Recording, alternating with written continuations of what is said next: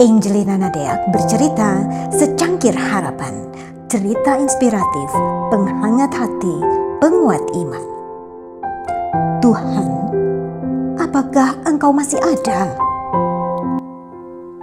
Suatu sore saya bertemu Dita, teman satu sekolah yang baru saja kembali dari pulau seberang. Dita memiliki 2 anak pria yang memasuki usia dewasa. Dita seorang yang taat beragama. Ia ingin kedua anaknya memiliki bekal iman yang kuat agar kuat hadapi hidup yang mungkin bertambah sulit. Ia kemudian menyekolahkan kedua anaknya hingga SMA di sekolah berbasis agama. Waktu berlalu, kedua anaknya kemudian melanjutkan kuliah di luar negeri. Kini, kedua anak Dita telah bekerja. Si sulung Aris tinggal di luar negeri. Suatu hari, ia berkunjung menemui Dita. Kami bertemu, menikmati camilan dan ngobrol santai. Saya cukup mengenal kedua anak Dita. Aris mulai bercerita dari sekolah sampai pekerjaannya di luar negeri hingga rencana untuk menetap dan berkarir di sana. Aku mendengarnya dengan senang. Dita pasti bangga anaknya sudah dewasa dan mandiri. Kami kemudian bercerita tentang banyak hal. Sampai saat saya menyampaikan soal harapan, rencana baik yang belum terlaksana karena seringkali di waktu yang bersamaan muncul kebutuhan yang harus didahulukan. Aris kemudian bertanya, "Kenapa nggak bisa diwujudkan sih, Tan? Harapan doang, bukannya Tante juga berhak bersenang-senang?" Saya menjawab, "Benar sih, Riz. Cuma sering terjadi pas mau melakukan, ada keluarga atau seseorang dalam kondisi darurat. Gak ada yang peduli atau tergerak membantu. Yes, membantu itu pilihan. Tapi kalau sangat dibutuhkan, bukankah sebaiknya kita menolong sebisa kita? Benar gak sih, Riz?" Aris tertawa sambil bertanya, "Tan, kalau Tuhan masih ada, kok bisa sih banyak banget yang hidupnya susah, penyakitan, tetap miskin biar kerja banting tulang? Banyak tuh contoh yang gak berdoa atau beragama hidupnya makmur aja, kayak," kata Aris. Saya dan Dita saling memandang.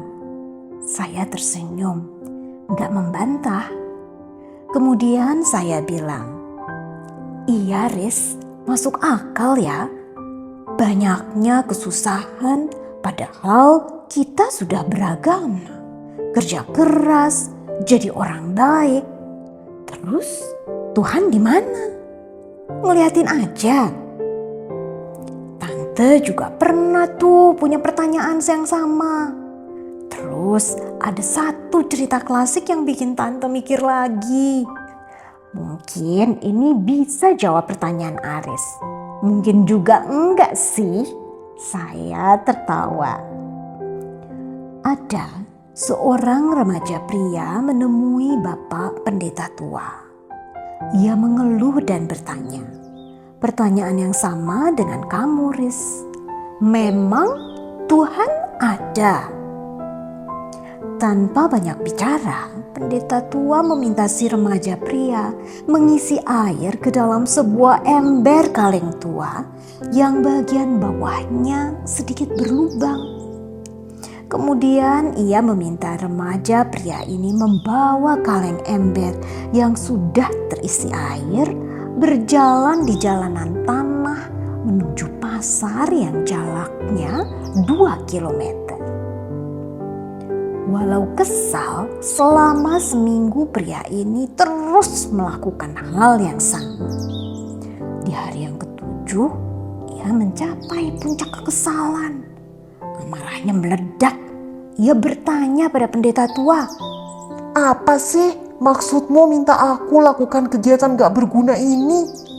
Aku bertanya apakah Tuhan ada? Bukan dijawab, malah diberi tugas yang gak jelas maksudnya. katanya ketus. Si pendeta tua duduk di kursi kayunya. Tersenyum. Nak, Coba sini, coba kamu lihat jalanan di depan yang kamu lewati sambil membawa ember berlubang berisi air itu. Apa kamu bisa melihat perbedaannya sekarang? si remaja yang semula wajahnya merah karena marah, tiba-tiba matanya melotot terkejut. Loh, kok jadi banyak bunga warna-warni? Ia tersenyum, takjub melihat jalan tanah yang dilaluinya berubah dari kering kini dipenuhi bunga berwarna-warni. Si pendeta tua dengan sabar menjelaskan. Ember bocor ibarat manusia dengan kekurangan dan ketidaksempurnaannya. Tapi Tuhan tetap menyiapkan berkat seperti air yang kamu masukkan dalam embermu yang berlubang. Mengapa hidup dipenuhi kekecewaan, kekurangan seperti ember bocor? Itu adalah akibat konsekuensi dari tindakan dan sikap yang diambil. Tuhan memberikan kebebasan dan hikmat buat tiap manusia untuk memilih jalan hidupnya. Sayangnya, manusia senang memilih yang instan, memprioritaskan keinginan bukan kebutuhan. Ingin cepat kaya, korupsi kecil-kecilan gak apa-apa deh. Ingin tampil wah dengan gadget, healing mewah, akhirnya terjerat pinjol karena pemasukan gak cukup.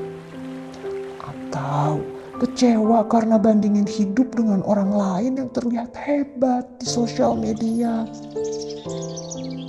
Padahal Tuhan berkat-Nya selalu tersedia dalam jumlah yang cukup dan terbaik menurut-Nya.